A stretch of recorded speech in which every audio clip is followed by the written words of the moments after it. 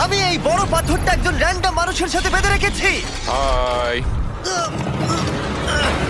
আর এই পাথরটা এই মানুষটাকে সমুদ্রের একেবারে নিচে নিয়ে যাবে। আর এটা 7টা ডেথ ট্র্যাপের মধ্যে প্রথম, যা এর জন্য আমরা প্ল্যান করেছি। যেমন 100 ফুট উপরে শূন্যে ব্যালেন্স করা, 1000 পাউন্ডের ভাল্লুকের কাছ থেকে ব্যাগ চুরি করা, মাইনফিল্ডের মধ্য দিয়ে ড্রাইভ করা এবং এরকম আরো অনেক কিছু।